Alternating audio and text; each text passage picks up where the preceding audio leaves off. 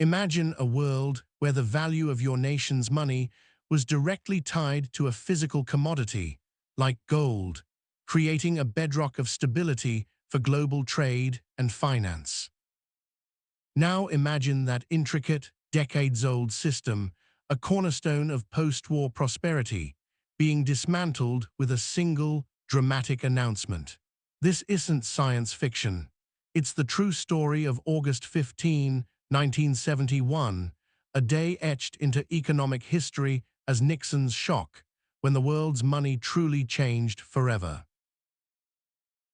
It was a move so audacious, so unilateral, that it redefined the very fabric of international finance, leaving us with a system that, for better or worse, continues to shape our lives today. To truly grasp the magnitude of Nixon's decision, we must first understand the system he shattered, the Bretton Woods Agreement. Born from the ashes of World War II in 1944, this international monetary framework was designed to prevent the currency wars and protectionism that had plagued the interwar period. Its genius lay in its simplicity.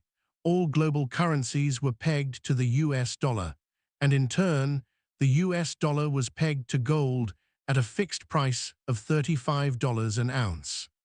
This meant any country could, in theory, exchange their dollars for gold at the US Treasury.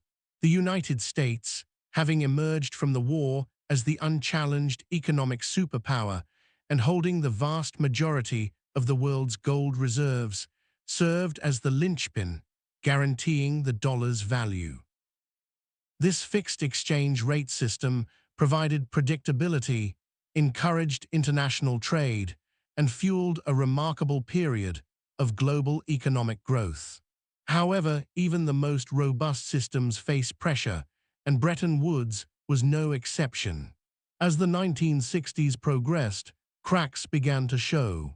The United States, engaged in the costly Vietnam War and simultaneously funding President Johnson's ambitious Great Society programs, was spending heavily both at home and abroad.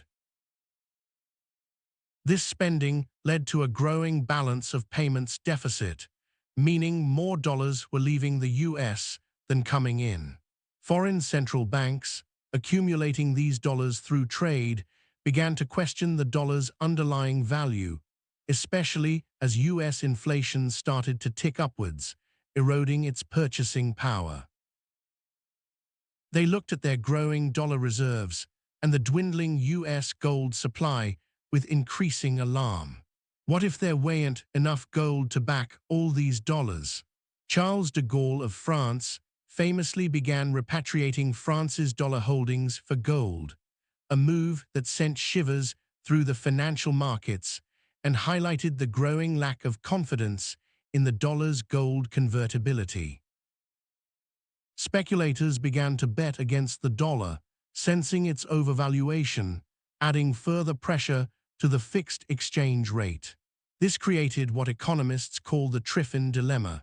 For the US dollar to serve as the world's reserve currency and provide enough liquidity for global trade, the US had to run deficits, which in turn undermined confidence in the dollar's ability to maintain its gold peg. It was an unsustainable paradox. By the summer of 1971, the situation was critical. The US gold reserves were shrinking rapidly, and a full-blown currency crisis was imminent.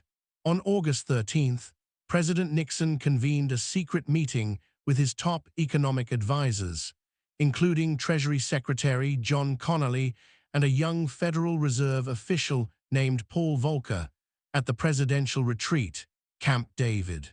Over a tense weekend, they debated drastic measures. The options were stark: devalue the dollar, meaning raising the price of gold, which was politically unpalatable and seen as an admission of weakness, impose capital controls, or simply suspend the convertibility of the dollar to gold. Ultimately, after intense deliberation, Nixon, known for his boldness, chose the latter, combined with a 90-day freeze on wages and prices domestically to combat inflation, and a 10% surcharge on imports to pressure trading partners. Then came the shock. On the evening of Sunday, August 15, 1971, President Nixon appeared on national television, surprising a nation, and indeed the world, with his new economic policy. He announced that the United States would no longer convert dollars to gold at a fixed rate, effectively closing the gold window. He presented it as a temporary measure to defend the dollar from international speculators, but the truth was, it was anything but temporary. Stock markets around the world braced for chaos, many closing for several days to digest the news. The scientific explanation for why this seemingly destructive act ultimately worked in the sense that it prevented immediate financial collapse and reshaped the global system lies in the fundamental shift from fixed to floating exchange rates and the implications for monetary policy. With the gold peg removed, the US dollar was free to fluctuate against other currencies based on market supply and demand. This gave the Federal Reserve unparalleled monetary policy independence. No longer constrained by the need to maintain gold reserves, the Fed could now expand or contract the money supply purely based on domestic economic conditions, such as fighting inflation or stimulating employment. This also meant that other countries were no longer bound by the dollar peg. Their currencies could now float against the dollar, allowing them greater control over their own economies without being forced to mirror US monetary policy. In essence, the world moved from a rigid, commodity-backed monetary system to a flexible, fiat money system globally. While it introduced volatility, it also allowed for greater adaptability to global economic shocks and facilitated international capital flows on an unprecedented scale. The dollar, ironically, remained the world's primary reserve currency, largely due to inertia, the sheer size of the US economy, and the global reliance on dollar-denominated trade, particularly for oil. When looking back at Nixon's shock, it's crucial to avoid common historical mistakes and instead embrace a more nuanced understanding. A practical tip is to recognize that this wasn't an isolated event, but the culmination of years of mounting economic pressure. It's a mistake to view the Bretton Woods system as a flawless golden age. It had inherent instabilities, as the Triffin Dilemma highlighted. Another common misconception is to believe that the US abandoned gold purely out of malice or a desire to print endless money.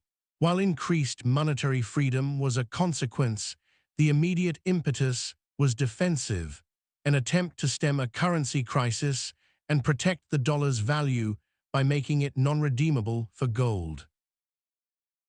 It bought the US monetary policy autonomy, but it also ushered in an era of greater exchange rate volatility and arguably contributed to the inflationary pressures of the 1970s. Understanding this transition helps us appreciate the trade-offs involved between currency stability and monetary flexibility. In conclusion, Nixon's shock was not just a policy decision. It was an earthquake that reverberated through the very foundations of global finance.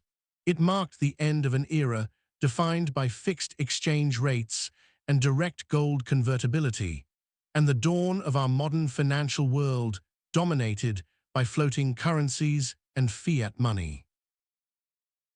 The ripples from that summer Sunday in 1971 continue to shape everything from interest rates and trade balances to the very stability of our global economy. It was a day when the world's money changed forever, irrevocably altering the rules of the game and reminding us that even the most entrenched financial systems can be transformed in an instant by a bold stroke of political will.